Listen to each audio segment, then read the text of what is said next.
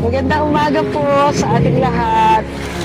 Binabati ko po lahat kayo nakikinig ng amin pong nito.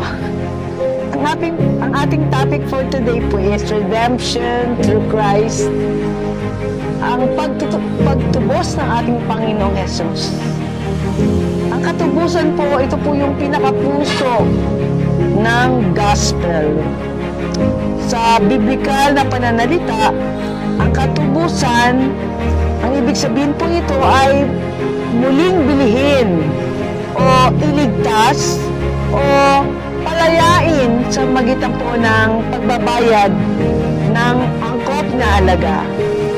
Ang sangkatauhan po ay naalipin ng kasalanan, napahiwalay sa Diyos, at naging wala siyang kakayanan o kapangyarihan na iligtas sa kanyang sarili.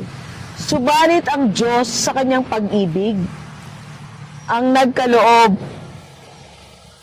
ng katubusan tanging sa pamamagitan lamang po ng ating Panginoong Hesus.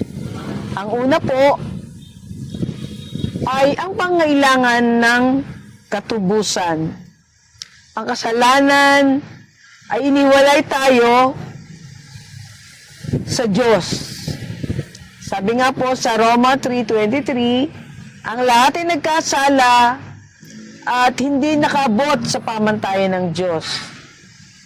Ang kasalanan po ay hindi lamang po mga paggawa ng mga maling gawain, kundi ito po isang kondisyon ng puso na kung saan ito ay tumutungo sa espiritual na kamatayan.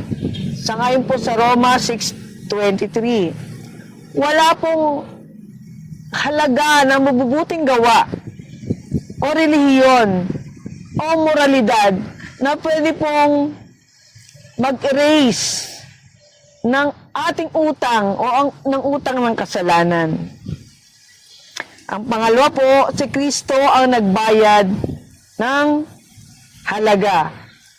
Ang katubusan, kailangan po may kabayaran o mayroon pong ransom.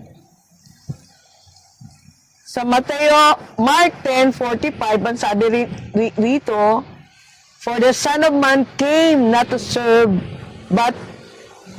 be served, but to serve, and to give His life as a ransom for many." Bilang pagbabayad po ng halaga para po